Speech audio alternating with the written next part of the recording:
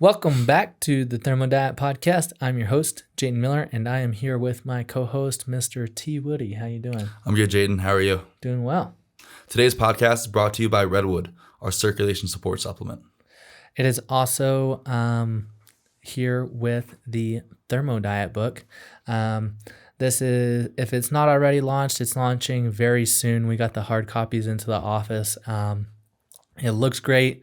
It feels great. And the information in it is awesome. So make sure to get your copy whenever you can. And if you're inside of Umzu Fit, you already have access to the digital version. So make sure to check it out there. And our topic of today is minerals. So what exactly are minerals? Yeah, so in the periodic table, humans are basically made up of probably like 90% carbon. Mm-hmm. Most of us carbon is the most neutral element, but we also have a trace amounts of the trace minerals and the macro minerals, macro and micro minerals, of which are all elements that are also found on Earth in large quantities. Human life requires all of these minerals for pretty much everything, for enzyme functions, hormones, fuel, energy production. Literally everything is dependent on hormones. Minerals really run the show. And so there's macro minerals, which are often called the electrolytes, pretty much, and they all carry a charge. And the micro minerals also carry a charge, but they're not as involved in that. So there's the macro minerals are sodium, potassium, calcium, magnesium, phosphorus, chloride. Am I missing any? And iodine? No, iodine's definitely trace mineral. Yeah, I think those are mostly it. And usually whenever people are talking about electrolytes, they're going to talk about the four horsemen. Calcium, potassium, magnesium, and sodium. Yes, sir.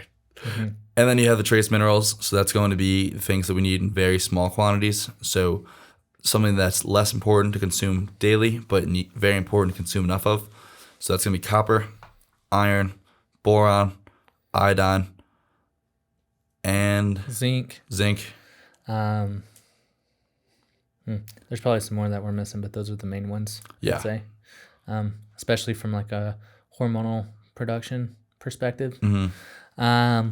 So you've been diving a lot into magnesium. Yes, sir. Recently. What are some cool things that you've learned about magnesium?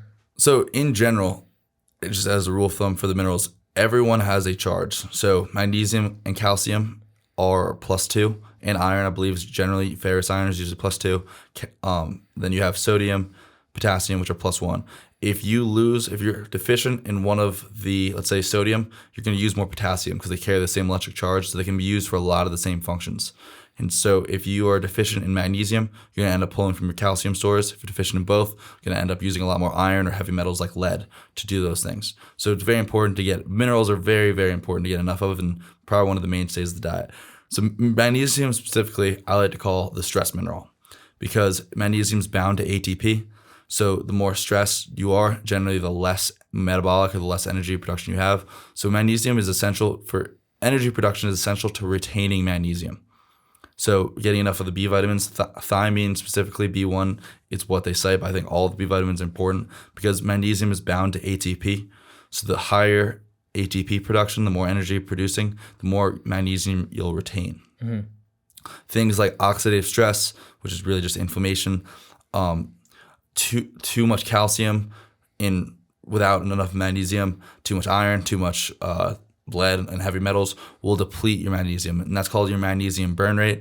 And it's a very interesting conversation, but basically the higher stressed you are, and also sweating and activity will decrease or increase the amount of magnesium you're burning and losing. Mm. So magnesium helps everything from muscle contraction, producing an action potential. Action potential, there we go. So it's very essential in brain health, muscular health, and not cramping, retaining all the other minerals, and it's really going to be great for sleep and being calm and energetic. I think that's probably one of the biggest things that since phasing magnesium in, just much more calm and less likely to get amped up. Yeah, that's one of the things that I like to see it as is kind of like the relaxation mineral. Mm-hmm. Yeah, I like to call it like this anti-stress mineral, the stress mineral, just because it's depleted by stress and it really helps to counteract stress. Mm-hmm. Definitely. Didn't you say that if you're deficient in magnesium, then a lot of the heavy metals, like aluminum, for example, that has the same charge, I think it was aluminum that you mentioned that has the same Aluminum charge, and lead usually, I think. it can kind of take their place and lead to a buildup of those? Yeah, so basically, your body needs to detoxify these heavy metals, and that's just a very interesting, complex topic that I'm not very confident on. But basically, so those will substitute for magnesium, and same thing for calcium. So magnesium is an intracellular ion, and calcium is an extracellular ion, and you need to keep those in their places pretty much. And what happens is when you get an action potential or excitation, calcium influxes into the cell, and this isn't a bad thing. Let's make that clear. And you need it. But if it stays in there, then it's going to cause calcification, which is basically you think of hardening of the arteries, the cell, it will clog the mitochondria basically. So magnesium and CO2 both help to, well, I guess probably CO2 really helps to get it out, but the only way, the more ATP you produce, the more CO2 you produce through glucose respiration, using glucose for fuel, will help to drag the calcium out. So if you're deficient in magnesium, you're going to have high intracellular calcium and probably low extracellular calcium. Magnesium is important for mitochondrial respiration too, correct? Yeah. So, you can't, so ATP is bound to magnesium. It's magnesium ATP. So you cannot make enough, or you will be limited by how much ATP you can produce by how much magnesium is in your cell. And it's also interesting, and I've been thinking about this a lot. So I'm reading this book, I think it's called The Magnesium Miracle right now. And she talks about, so one of the main issues in, let's say, aging is calcification. Calcification, fibrosis, and lipofuscin is the big three. It's the CLF protocol by Matt Blackburn. I'm a proponent of that. I think it's a huge part of our physiology. But so basically, if you take she mentions the experiment, if you take calcium carbonate or some kind of calcium supplement, put it in water, you'll see it makes these big clumps very quickly. And let's say you put enough in so it doesn't dissolve, and you keep putting more in. If you put some magnesium in there, it dissolves very readily. So the magnesium dissolves the calcium. So she says that's very important for basically keeping calcium from causing plaque buildup and all that stuff, fibrosis in the heart, lungs, and all that stuff. Because magnesium is primarily an intracellular ion, I could see definitely you want to keep the calcium outside of the cell, not inside the cell. So I think it's very important to that. I'm not quite sold on that aspect of it, as she was talking about, but I think it's a very interesting thing to consider. Yeah, definitely. I also feel like it's very important to note that not having enough magnesium in general is also going to decrease hormonal production, like testosterone production, for example. It's very important for that. There's plenty of studies that show that just simply by correcting a magnesium deficiency, you can boost testosterone production by up to 40% or even more in a lot of cases. And not even just boost testosterone, just lower cortisol as well. Right. Yeah. And I think magnesium is an essential part of the steroidogenesis process. I think it binds to cholesterol in the process and helps break it down. And very importantly, and everyone is deficient in vitamin D these days, I think that's largely stems from a magnesium deficiency because you need magnesium to produce vitamin D. So I think that's correcting your magnesium deficiency is probably pretty much everyone's magnesium deficient. And things like EMF, like Wi-Fi, they open up your intracellular calcium ions channels, which causes an influx of calcium. So that can deplete magnesium. There's a ton of things that deplete magnesium today. Like I said, it's the stress mineral, the anti-stress mineral, relaxation mineral, as Jayton calls it. So we could probably all use more of it. Yeah, definitely. Also, on the calcium note, making sure that you have sufficient vitamin D stores and vitamin K stores or levels is going to help balance out calcium. Also, getting enough calcium in your diet to prevent the increase in parathyroid hormone is going to be huge as well. That's going to help prevent a lot of the buildup. And then I'm sure magnesium plays a very important role in that 100%. process. I just don't know exactly what it is. Yeah. So what was the question again exactly? So whenever parathyroid hormone is high, it's going to leach calcium, which causes a lot of calcium deposits around the body. Well, that actually probably makes a lot of sense. I'm just thinking of this off the top of my head. But if there's too much calcium in the cell, there's not going to be enough calcium outside the cell. So what are you going to do? You can take parathyroid hormone to pull it from your bones. That way you have enough outside of the cell. Yeah, it makes sense. And then you get deposition in the scalp, which is one of the main ways that you get balding. and all that kinds of stuff. So making sure that you have low parathyroid hormone, getting enough vitamin D and vitamin K, having sufficient levels of those in your system at least, and getting enough calcium in your diet specifically is going to help prevent that from happening. And also optimize the energy production. So glucose is going to help not only get calcium out of the cells into the blood where it belongs, but it's also going to help put calcium in the bones where it's our storage hormone. So, or not storage hormone, but so then vitamin D, as you said, is very important for absorbing calcium. And vitamin K2 basically is like the calcium conductor, puts it in the right places, not in your arteries and soft tissue where you don't want it. Right. Yeah. And so basically like that equates to the strong bones that you usually see whenever you're drinking milk. Yes, sir. And people, the whole idea of consuming less calcium to prevent osteoporosis or kidney stones, that is usually the opposite. It's usually either kidney stones can be caused from calcium oxalates or calcium phosphate crystals. So that could be from too much phosphate, too many oxalates from like green vegetables like chars and cruciferous vegetables, which are very high in oxalates. But as long as you're consuming enough calcium, generally you can mitigate those. You can mitigate the crystallization, as she said, the clumping of it basically. Yeah, and then getting enough magnesium helps to even compound that further as far as the benefits. 100%. So you are the salt king. Yes, I am a huge fan of salt.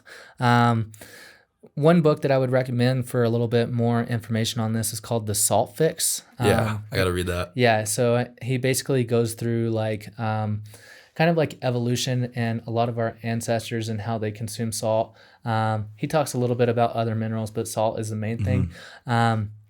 He is missing some context around sugar. So he says that people are demonizing the wrong white crystal. And so he demonizes sugar instead of salt. Yeah, he hates it.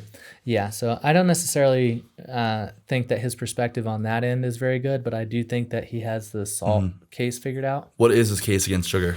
He kind of just thinks that it is basically like the low carb approach. Like it depletes minerals and stuff? That, and then also like inflammation and stuff like that. Interesting. So I think there's just a lot of context that he's missing there. Yeah, I mean, I think there is a case for that. So if you're eating too much sugar, you don't have the minerals and vitamins to use it, and it's just sitting in your blood, can cause insulin resistance, but it's a very context dependent. Getting enough sodium will help to keep everything moving in the blood. So there's a couple of studies that have been found, and they're not the best studies, that show like killing your salt intake decreases your blood pressure, decreases blood volume, but it's very marginal and it pretty much ends up evening out. It's like very slight, right? So like whenever you increase your salt intake, your blood pressure will increase just a couple of points and then it'll level off. That's usually because the increase in blood volume, which is naturally going to increase the amount of pressure that you're putting on your arteries and your veins and stuff like that. So whenever you look at blood pressure, you have the diastolic and the systolic blood pressure. Usually the top number, I believe it's the top number that goes up a couple of points whenever you implement a higher salt intake. But it'll only go up like, 2-3 points and then it'll level off. And that's the same case for pretty much any mineral. That's especially, they're all water soluble.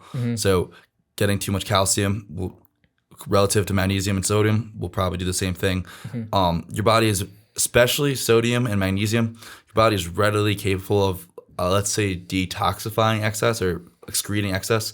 So I think I've read Dr. James Nicotello, the Salt Fix guy, his book. He talks about how we used to salt was our main preservative in addition to sugar. So we used to just get pounds and pounds of salt, and we are very readily capable of excreting salt through both our sweat and our urine. And maybe our feces as well. I'm not sure about that one. Poop in feces. Yeah, I think there's a little bit of excretion in that. Typically it's usually going to be through sweat and urine though. Okay.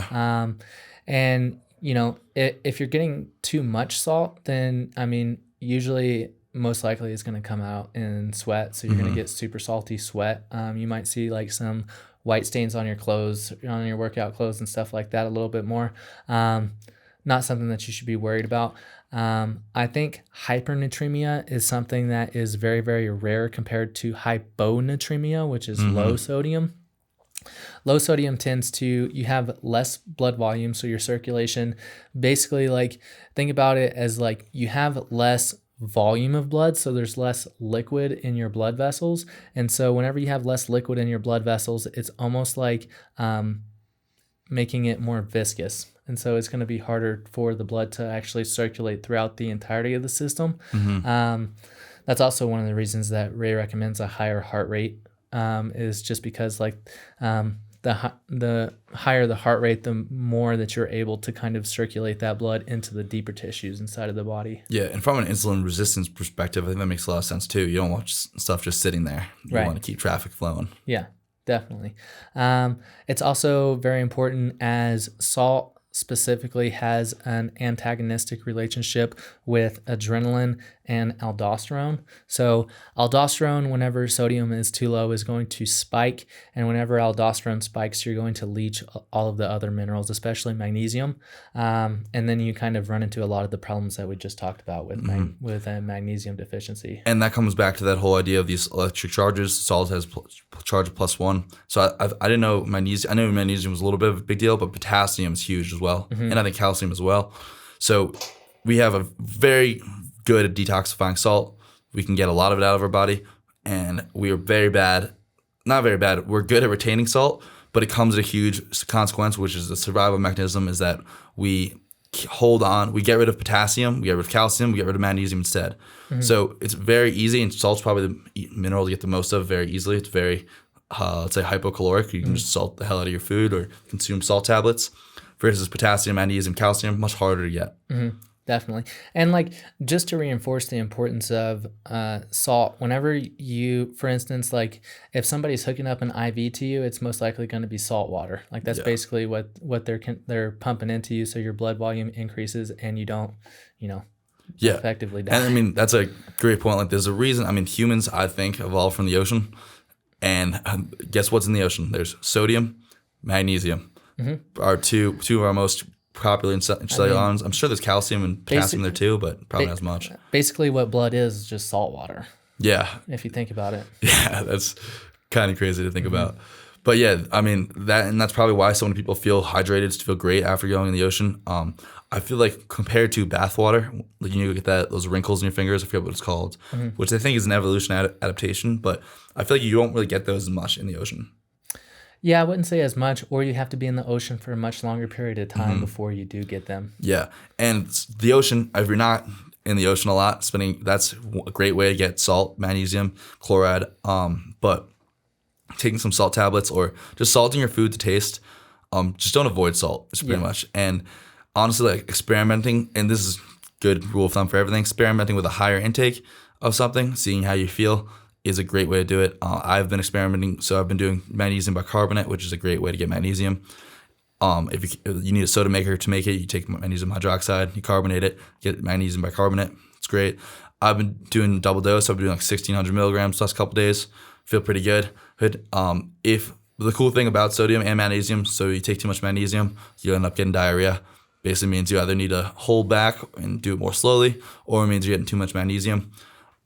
So I'm a pretty big dude, so I can probably retain more than a lot of people, but I started with like 400. I tried 1,000 milligrams the first time, and I was not having it. So you can build up to it slowly, like everything else. Definitely, yeah. With that, having enough salt is also going to help with your sleep too, because it has that antagonistic relationship or inverse relationship with adrenaline, like we mentioned earlier. A lot of the times whenever people are having trouble falling asleep is because their sympathetic nervous system is in overdrive because those stress hormones are still high. So sugar and salt before bed is going to be very beneficial for your sleep. It's going to help you not only fall asleep, but stay asleep. Because you're going to sustain blood sugar throughout the night, so your blood sugar is not going to bottom out, which is going to cause a rise in cortisol and adrenaline to free up energy stores, so you can get more energy and effectively survive through that fasting period. But then also, like, the salt is going to help decrease adrenaline as well, which is going to have a positive effect on your sleep. And that reminds me of a great point. So if you are someone that wakes up in the night to pee, or someone that has to pee a lot throughout the day, that is probably, can't say 100%, but very likely from a low sodium intake. So what happens is sodium helps you to retain water as well. Not retain water, but it helps you to like keep a fluid balance. I'd say like I don't want to say positive fluid balance, but it helps keep it in check. If you aren't getting enough sodium, your body's going to excrete a lot more water. So, and that's going to come the consequence of losing potassium, magnesium, possibly calcium. So you're going to pee a lot more. Sodium helps to keep you dry, pretty much. Right. Yeah. I like to think about it as like you're basically redirecting those fluids from the possible blood volume that you could have to urine instead. I remember whenever I was pretty hypothyroid, I would wake up and pee in the middle of the night. And then over time, one of the things that I did was increase my salt intake, and I stopped waking up in the middle of the night. And this isn't saying like if you were, I mean, probably not a great idea to be drinking like a lot before bed, just in general. But if you are, maybe add some extra salt to take a little bit of salt. But it's not like if you wake up once in a while to pee in the middle of the night, oh, you're really deficient in salt. It's like if this is something like you're peeing, I don't know, 6-7 times a day, and then you're waking up once, twice in the middle of the night to pee, and it's not necessarily the cause, but there's a very good chance you could have beneficial effects by upping your salt intake. Yeah, 100%. I'd also say from a performance standpoint, like salt is definitely going to be very beneficial for helping to buffer lactic acid.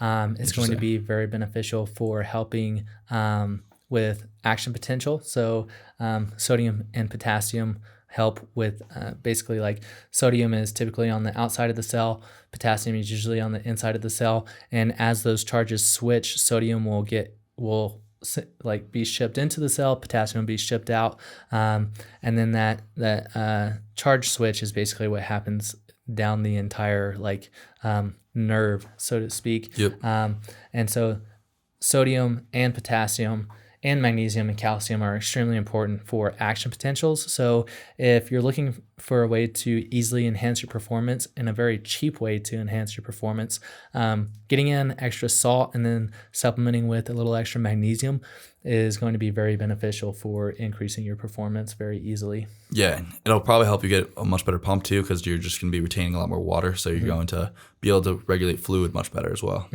Absolutely.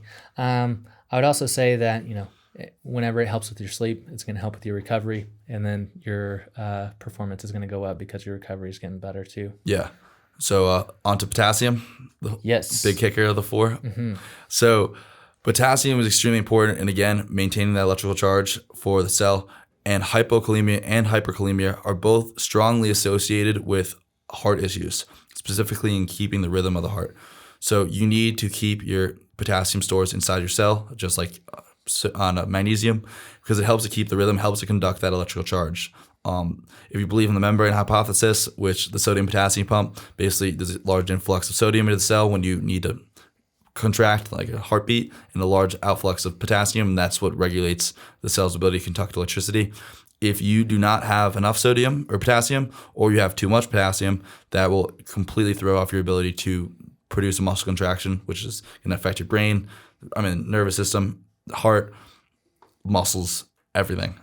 And again, as we were talking about, when you'll end up having more sodium inside your cell, which will take it from outside your cell. So it's very important to balance all of them. Definitely.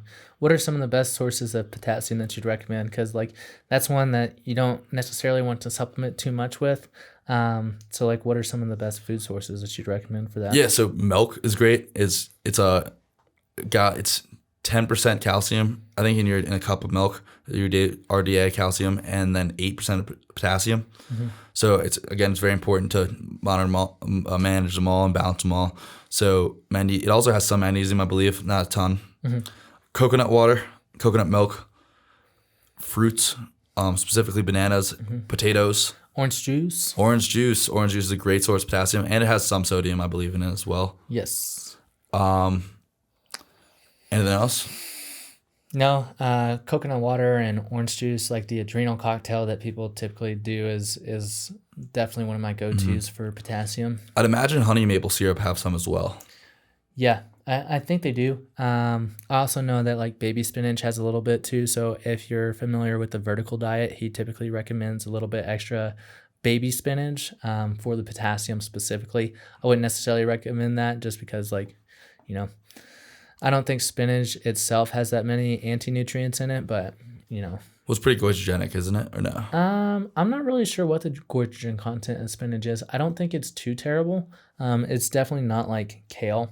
But, I think that the possible detriments are not as good as the benefits for that. I know Adam Bergstrom, who I haven't listened to too much, but he's a huge fan of the baby vegetables. Really? He also says they have retinol in them, which I don't know if I believe. Instead of beta carotene, so as they age, they lose the beta carotene, or they gain beta carotene, lose retinol, which is interesting. I don't know how much I buy into that. He's an interesting fellow for sure, though. Do you want to talk about the micro minerals at all? Yeah. So the trace minerals are going to be the ones that they're very important to intake. You don't necessarily have to like supplement with them, so to speak, unless you're deficient in them. Then that might be a good idea. But getting them in smaller amounts with like specific foods and stuff like that is going to be very important. So like the zinc to copper ratio is very important. I know you're on the copper train right now. You want to talk a little bit about that? So copper is, as Morley Robinson would say, it is the Morley Robbins would say it is like the foundation of our metabolism. Basically, copper regulates iron. It's also going to be involved in all the mitochondria. It's extremely important. All the cytochrome C oxidase, those are all copper enzymes. It's a lot. It's involved in copper, magnesium are probably the two most important minerals in the body, in my opinion. They're all important to have in balance, but copper, magnesium are probably the ones we're missing the most of. Yeah. The more that I think about a lot of this stuff, the more that I think that it's kind of dangerous to say that, X is the most important or Y is the most important, because like they're all necessary. You need them all in and it's contextually balance. Dependent. Yeah, definitely. So from a contextual standpoint, definitely like magnesium and copper are probably the ones that people are on average, people are probably the most deficient in. Yes, correct. So the only way you're getting copper in is through whole food vitamin C, not just like plain ascorbic acid that does not have. So whole food vitamin C has the tyrosinase enzyme, which contains 2 copper enzymes. So orange juice, a lot of the fruits are going to be great for getting copper in. Copper is also necessary to make ceruloplasmin, which is one of the body's main antioxidant systems. And so if you are anemic, copper regulates iron. So basically through the ferroxidase enzyme, and I think it's like the transferritin enzyme, it's been a while since I looked this up, or that copper basically helps to get iron out of the cell and back into the bloodstream. So most people that are anemic aren't iron deficient. Iron is literally in every food you've ever eaten, or if it's not naturally in there, they fortified it with iron. So you are probably copper deficient, which is getting an iron overloaded, so the iron's stuck in your cells and it's not in the blood where it needs to be. So consuming enough copper. Morley just released a copper supplement, which I don't necessarily think is the best way to get it. But beef liver has about 20 times as much copper as it does iron, I believe. And it also contains large amounts of vitamin A, which you need both of those, A, to make the steroid hormones, which is great for testosterone, progesterone, all that fun stuff, but also to make ceruloplasmin, which regulates iron, antioxidant, all that fun stuff. Yeah, definitely. I think that copper is definitely something that's becoming more and more paid attention to in the bioenergetic sphere of people. And I do think that it's important. It's also very important to pay attention to the zinc to copper ratio. I think it's like a 12-to-1 or a 15-to-1 zinc to copper ratio. So if you do ever supplement with it, make sure to balance it out with zinc.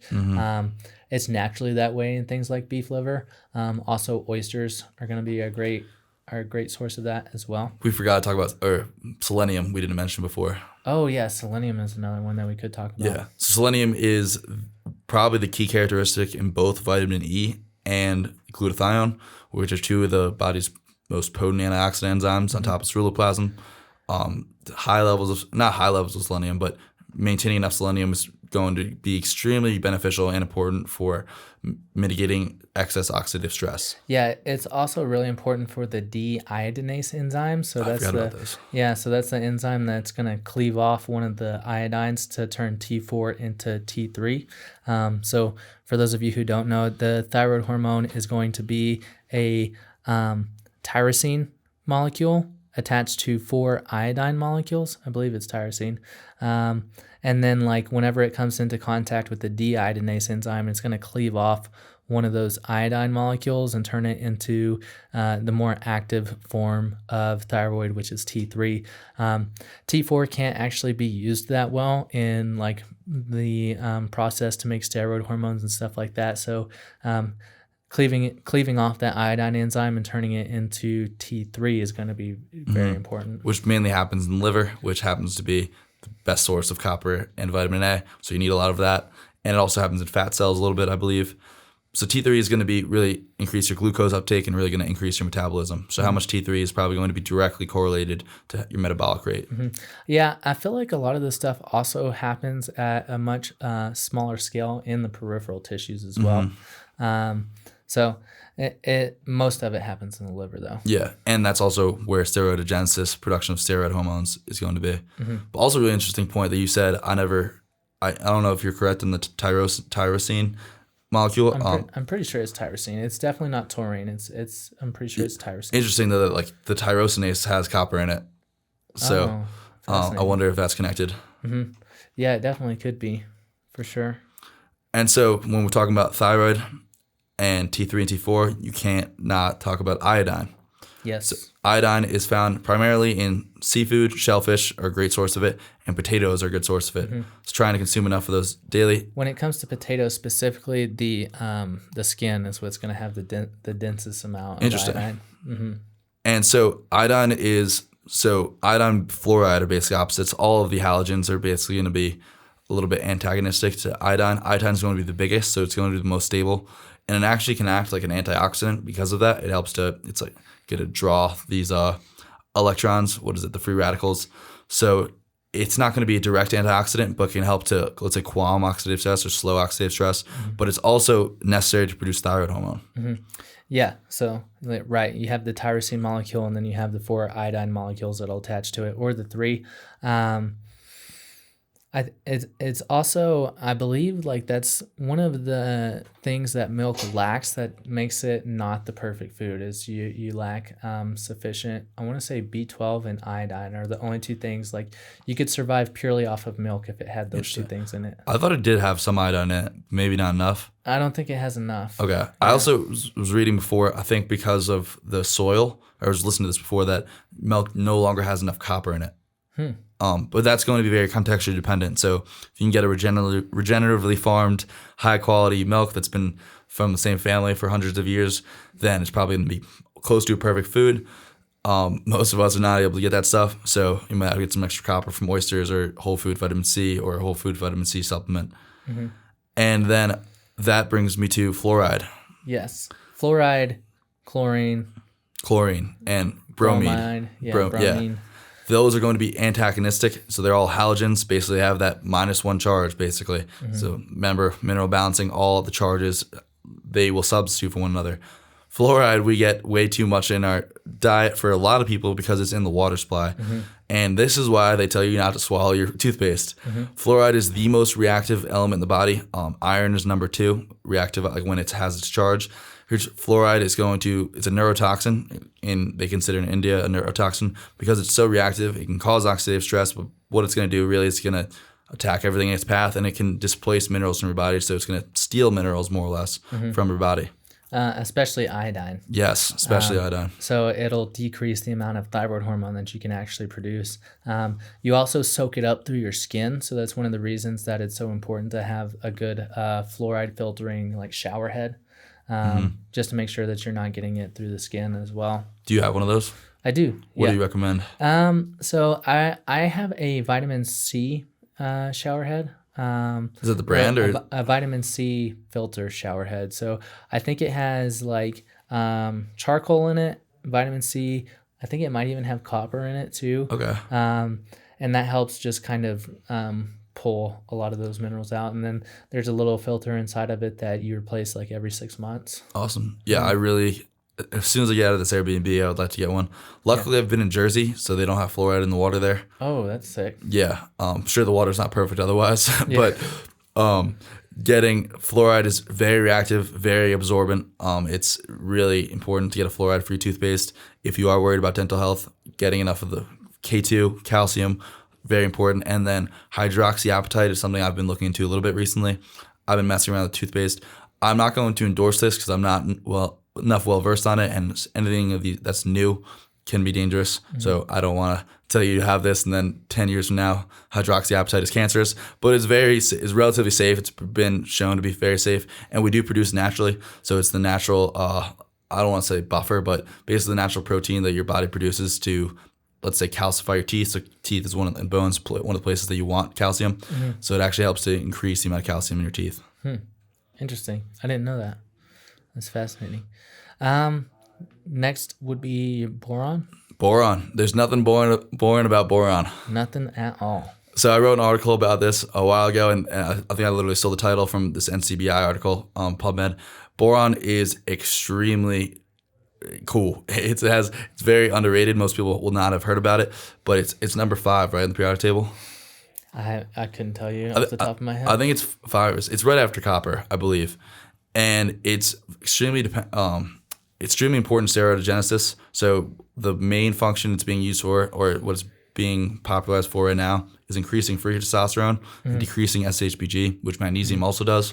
Which SHBG also attaches to estrogen. So there are some studies that show that it'll increase free estrogen as well. Okay. So that is something to take into consideration, but free T is also being freed up. So there's kind of like a yin-yang to it. Yeah.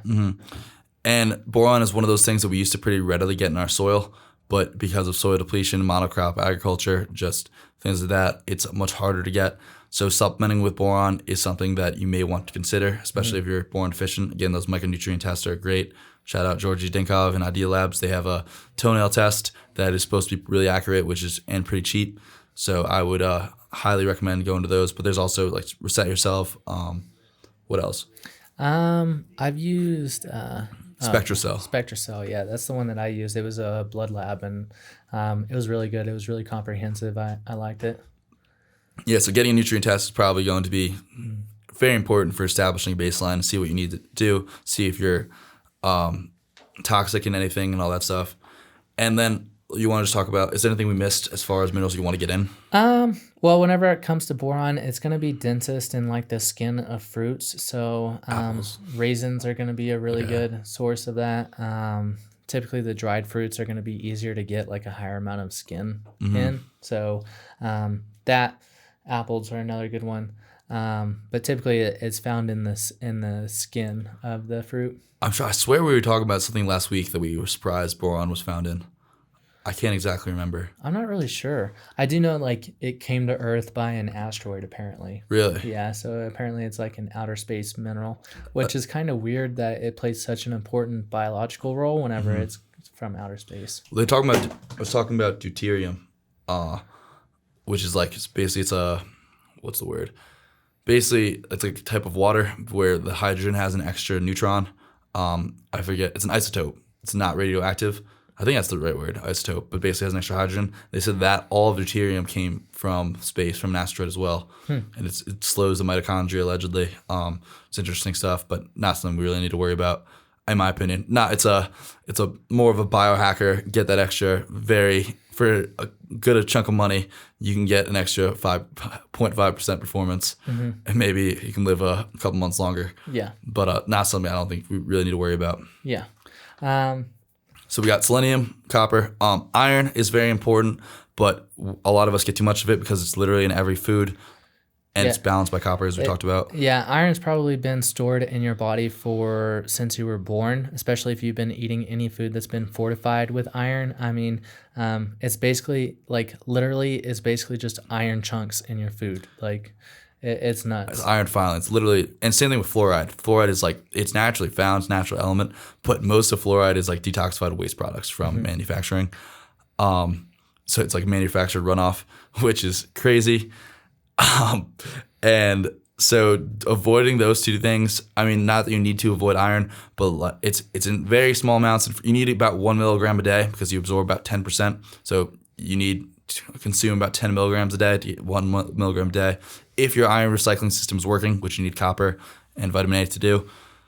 another story. But it's in grains, it's in meat, it's in small amounts in fruits, it's in potatoes. Everything has some quality of iron. And vegetables have ferric iron, which is not as bioavailable. Doesn't really matter because we all have too much of it. So 99% of us are going to be iron overloaded. There, if you're anemic, of the people that are anemic, probably 1%, if that, I'd probably say 1% of 1% are actually iron deficient. And there's also, iron deficiency anemia gets all the spotlight. But if you look at the types of anemia, there's, I think, B12 deficiency anemia, there's B9, B6, because they're all necessary to make hemoglobin. Mm-hmm. And you could probably be deficient in, even magnesium could probably cause anemia. Yeah. Like if you have a suspicion that you're anemic, I would say just increase the amount of oysters that you're eating on a weekly basis from, like, if you're eating them once a week, bump them up to 2, maybe bump them up to 3 times a week. And that's going to be very beneficial. They have B12, they have copper, they have zinc, and they also have some iron in there as well. And consuming them, I'm a big fan of consuming oyster and liver with coffee or milk because the calcium blocks the iron absorption. And again, I think we're all iron overloaded. If you think you're iron deficient, then don't do that. But you're probably not iron deficient. Yeah, if you have a zinc deficiency and you're trying to eat those for zinc specifically, I wouldn't have them with the calcium because they compete for absorption, calcium and zinc. I wonder if coffee does that as well. Yeah, I'm not sure. That's interesting because coffee almost acts like a chelator in some cases. So. Yeah, it's interesting. Yeah, that's fascinating. So as far as things, so what were we saying?